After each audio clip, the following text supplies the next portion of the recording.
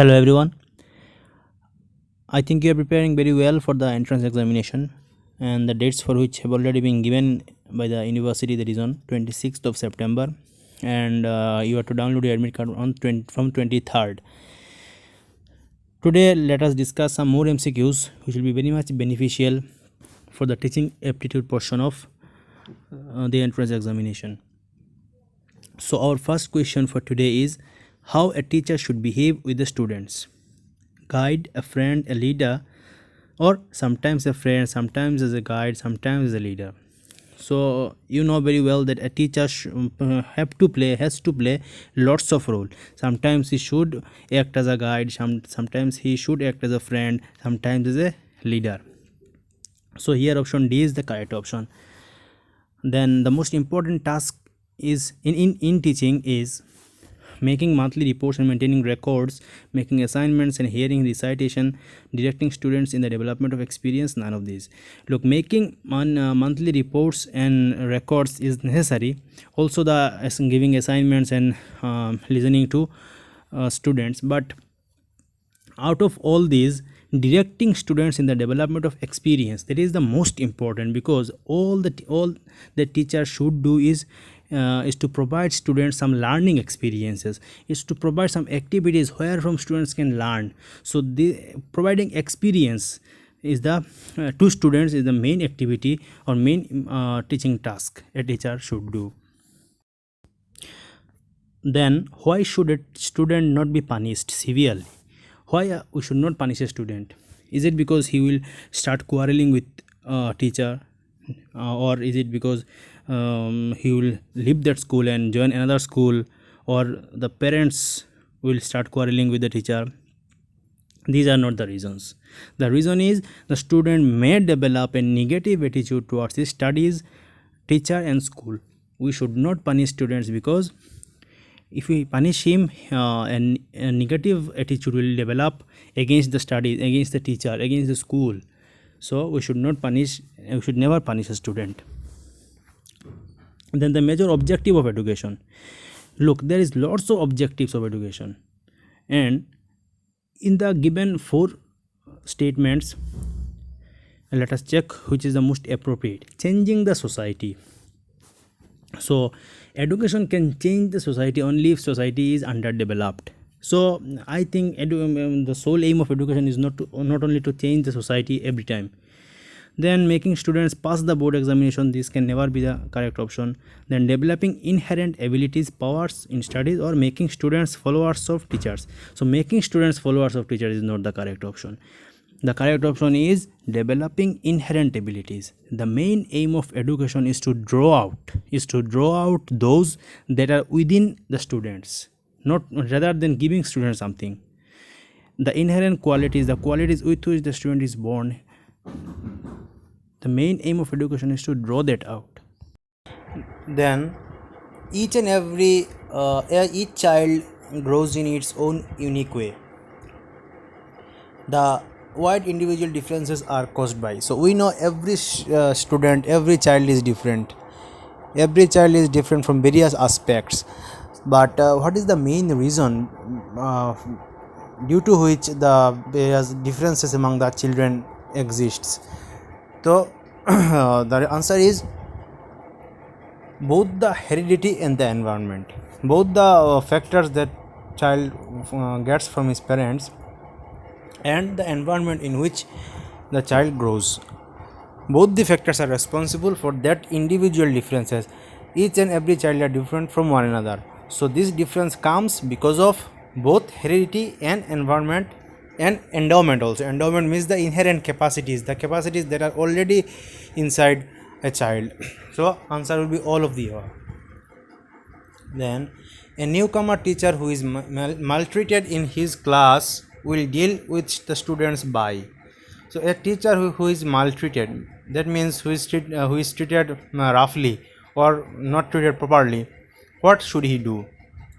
A new teacher, what should he do? Apply punitive measure, that means should he punish the students, or improving his qualities and expressing it before them in a good way, or changing his class after consultation? He should whether he should change the class or giving them a threat of expulsion. That means giving threat to the students that I'll see like this. So these are not the correct options. The correct option is option B, that he should improve his qualities. He should improve his lackings, the area where he is lacking, or expressing it before them in a good way, and he should rectify himself. He should find out the area where he is weak, and he should correct himself, and he should present himself before the students in a good way. Then a teacher can establish rapport with the pupil. Rapport means the first impression, the first contact, with the students. After entering the class, what should he do? Becoming a figure of authority. Should he start dictating or start dominating? No. Impressing them with knowledge and skill, he can do that. Playing the role of a guide, desire to help them, this is the most appropriate. Becoming a friend to the people, always becoming a friend will not do. So playing the role of a guide with a desire to help them. He should present himself in such a way, first of all, so that the child feel relaxed and think that he is their guide, like this. So option C is the correct option. The next question, a teacher generally asks questions to his pupil during the lecture. Why? So during the lecture, during the class, when he is explaining something, and that time he asks questions. So what is the reason behind asking questions during a lecture or during explaining something? Are the students listening to lecture attentively? Is it because he want to check that the students are listening to him or not, or to know which student is brilliant, or to know whether the students are understanding the lecture, or not, to help the students? So to know who is brilliant and to help the students, these are not the correct options, because during a lecture, when he is explaining something and ask questions, this is only because he want to check whether whatever he is teaching is properly received by the students or not. This is the main reason. Then a teacher is successful only if, when we say that a teacher is successful, knows his subject in pedagogy thoroughly well, produces 100% result, then is easily approachable and friendly, publishes research paper in journals. So a teacher, being a teacher, is successful only when he knows this subject, what he is teaching. He should have a mastery over that subject, and also he should have the pedagogical knowledge. That means how to teach, he should know that, and then only we say that teacher is successful. Not because he 100% result of the students, or not because he is friendly nature, or his research papers, not because for all those reasons. Only reason is he knows his subject and pedagogy. Then last question, one of your students wants to share his problems with you. He visits your house for the same, and in such a condition you should. So one of your students, you being a teacher, one of your students is having some problems regarding studies, and he wants to visit your home, and he visits your home. Then what you should do? Suggest him to escape from his family. Will you suggest that you leave your family and come here like this, or extend necessary cooperation and boost his morale? You should help him, cooperate with him, and will say something that boost his morale, or contact the students' parents and solve the problem, or you will contact the students' parents. What you will do? So if the problem is regarding studies, then you can